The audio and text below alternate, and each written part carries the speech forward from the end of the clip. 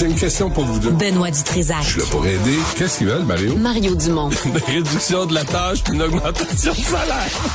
Ben, c'est cave. C'est des crapules. C'est cave, dire ça. Ils ont tellement tout. Non, ils ont déjà eu plus. La rencontre Dutrisac-Dumont. Fais un petit effort. Salut, Benoît. Mario. Alors, encore des restaurateurs à Montréal qui, sur la rue Saint-Denis, cette fois-ci, se plaignent d'inspection, de rapports de non-conformité. Il y a une petite craque entre deux planches de la terrasse. Ça pourrait être un endroit où s'accumulent des déchets. Puis à chaque fois, la mairesse trouve ça désolant. Mais ce sont ses inspecteurs, mais elle trouve ça désolant pour les commerçants. Elle dit qu'elle va être du bord des commerçants. Mais qu'est-ce qui se passe à Montréal? D'abord, la mairesse s'en va à New York, là, aux Nations Unies. Ça, c'est important. Oui. La ville est à l'envers, mais elle s'en va faire la leçon aux autres sur comment gérer une métropole. Moi, je voudrais être là. Je voudrais entendre ça, ce discours-là. C'est pour ça que ça va bien à Montréal, Mario. Tu comprends pas, là? Parce qu'on mesure les terrasses au centimètre près, parce qu'on les ferme quand c'est le temps du Grand Prix. Parce qu'on prend des bonnes décisions. Parce que la fonction publique, c'est pas juste la mairesse, là.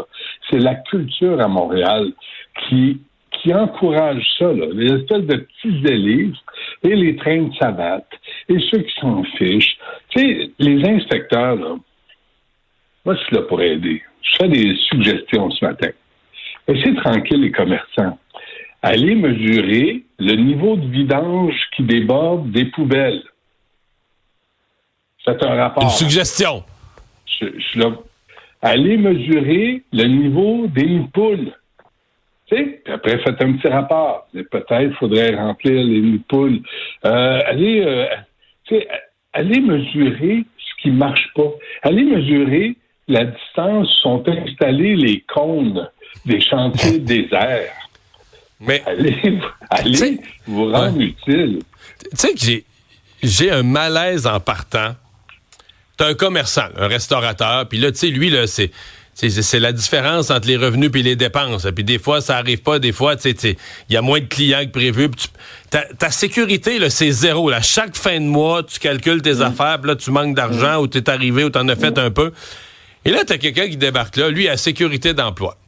Sécurité d'emploi à vie, une paye assurée, une pension après, Et lui, il dit, bon, ben là, ça donne 1000 piastres. Puis ça, c'est vrai pour les inspecteurs dans d'autres domaines municipaux. Ouais. Bon, ben ça va être une amende de 1000 piastres. Puis tu dis, OK, l'autre, là, il va falloir qu'il en vende combien de casseaux de frites pour payer cette amende-là? Il y a un côté, il y a une espèce de disproportion entre quelqu'un qui est sûr, son revenu est garanti, ça rentre tous les 2 jeudis. Puis je sais qu'il en faut, là, si des gens en font. Mais là, quand t'es rendu à inspecter toutes sortes de niaiseries, ça dépasse du raisonnable. Ça devient juste écœurant. Mais les terrasses, là, les commerçants, c'est pas gratuit. Ils payent là, chaque année. Il y a des permis. Alors, quand ils accordent le permis, puis quand la terrasse est construite, tu penses-tu qu'il n'y a pas 50 faiseux qui passent par là? Ils disent, ouais. Ben, on va revenir, on va aller mesurer. C'est ça. Puis ce que tu dis là, à propos de l'entrepreneuriat à Montréal, as-tu le goût d'ouvrir quoi que ce soit à Montréal? Quand t'as tous ces inspecteurs qui viennent, tu sais, venez vérifier le nombre de rats dans les ruelles. Venez vérifier, soyez donc utiles. Mais là, l'exemple qu'on a, c'est presque une caricature. Ouais. Des explosions au Liban hier qui ont commencé par intriguer toute la planète. Finalement, on comprend que c'est une opération très, très, très savante. On a capté 3000 pagettes qui allaient être livrées aux dirigeants du Hezbollah. On les a truquées, on a mis de l'explosif dedans, probablement le Mossad, là, visiblement Israël, les services secrets israéliens. Ensuite, on a complété la livraison comme prévu et hier, on a fait exploser ça. T'en penses quoi? Ben, évidemment, là, on apprend qu'il y a 2 enfants qui ont été touchés par ça. Là. Ça, c'est ce qu'on appelle, on peut dire froidement, des dommages collatéraux. Ça excuse rien, mais essentiellement, on a visé une bande de terroristes qui se nomme le Hezbollah. Et je disais que ça remonte 1996. Le Shin Bet, une agence de renseignement israélienne, a tué un fabricant de bombes du Hamas avec un explosif placé dans un téléphone cellulaire. Et c'est là où les pagettes sont devenues populaires. Et là, tout à coup, on passe par les pagettes pour mettre... C'est un film d'espionnage, là. Moi, je n'y croyais pas hier, là, j'en revenais pas. Fait que, là, je me disais deux affaires. D'abord, faites attention à ce que vous commandez sur Amazon. Le Gold Apollo de Taïwan, là, fabriquant le modèle AP924, allez porter ça à l'éco-centre. Parce qu'il est pas sûr. Ça a pété jusqu'en Syrie, là. Il y a des gens qui ont sursauté. Mais ça m'étonne, Mario, que personne n'ait eu de dommages, heureusement, à Montréal. Avec toutes les manifestations qu'on a connues, tous les gens qui sont pro-Palestine, Hamas, Hezbollah, personne n'avait de pagettes. Ça, c'est une bonne nouvelle. D'autre part, ça me fait voir tu vas me dire que c'est un peu tiré par les cheveux, là, mais ça me fait voir les véhicules électriques chinois d'une autre façon. Là, je me dis, s'ils sont capables de faire ça dans des pagettes, je ne dis pas de faire des bombes, là. Pas les Chinois vont pas mettre des bombes dans les véhicules. Tu vas pas tuer ta clientèle. Mais pour espionner, pour savoir ce qui se passe, pour contrôler, moi, il y a des gens qui commencent à se poser des questions. Puis dire, quand tu as un pays étranger qui envoie un produit électronique sur ton territoire, est-ce que tu dois te méfier? La télé, là, en arrière de moi, est-ce qu'elle m'écoute le soir? Là, c'est rendu... j'ai posé la question. Mais ici, au 80... nous écoutent, là. À Cube, au 99.5 FM Montréal, il y a tellement de monde qui nous écoute, Benoît. Une de plus, ça change rien, là. Non, ça peut être bon pour les codes d'écoute. Il faudrait qu'ils soient enregistrés. Ouais.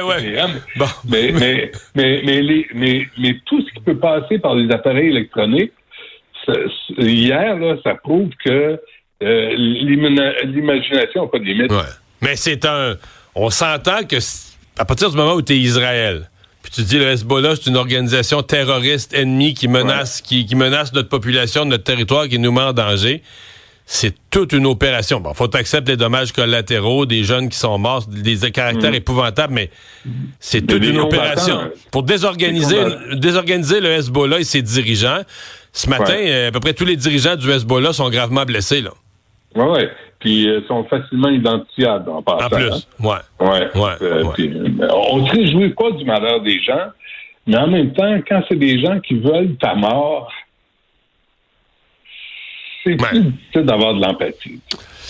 Qu'est-ce que tu as pensé de la sortie de Mario Cecchini, le président de la Ligue de hockey junior majeur du Québec, qui veut changer la culture du hockey, il l'a déjà dit, mais là, qui veut du hockey universitaire. Présentement, il y a juste l'Université du Québec à Trois-Rivières en français, sinon les deux anglophones, McGill, Concordia, qui ont un niveau de hockey universitaire. Sinon, essentiellement, une carrière de hockey, tu joues dans la Ligue de hockey junior majeur, puis tu vas pas à l'université. Tu sais, la trajectoire, c'est que tu vas pas à l'université, tu vas jouer au hockey plus tard. C'est pas comme ça aux États-Unis, c'est pas comme ça ailleurs. Il a raison, il a tort, il est idéaliste. Qu'est-ce que t'en penses? Il est idéaliste, c'est sûr. Là. C'est un projet qui chamboule la culture du hockey. Parce qu'on a eu longtemps, puis hier, je faisais une entrevue avec Stu Cohen, qui est un co-auteur d'un livre, là, de la glace et mains, c'est publié chez Québec Amérique, où on parle puis on reste dans le sujet, là, on parle de violence sexuelle chez les joueurs de hockey. Cette culture-là de douchebag, de gars en groupe dangereux auprès des filles qui profitent de leur statut de vedette pour abuser des filles, tout ça vient là-dedans. Puis je pense que si on est capable d'amener les joueurs à s'éduquer jusqu'au niveau universitaire, on parle de gars, ça, je trouve que c'est un beau projet de société. Si tu amènes les joueurs de hockey qui sont connus de faire leurs devoirs à peu près dans les autobus, puis s'en débarrasser, puis de penser qu'ils vont devenir, et les parents, penser qu'ils vont devenir millionnaires parce qu'ils vont être recrutés par la Ligue nationale de hockey, c'est 1 sur 1000, je pense, puis au Québec, ça doit être de moins en moins d'ailleurs, parce qu'on les recrute en Sibérie, comme me disait Michel Bergeron, avant de les recruter à Victoriaville. Mais tu sais, c'est comme projet de société d'amener les gars qui jouent au hockey dans cette culture de hockey, puis les amener à s'inscrire à l'université.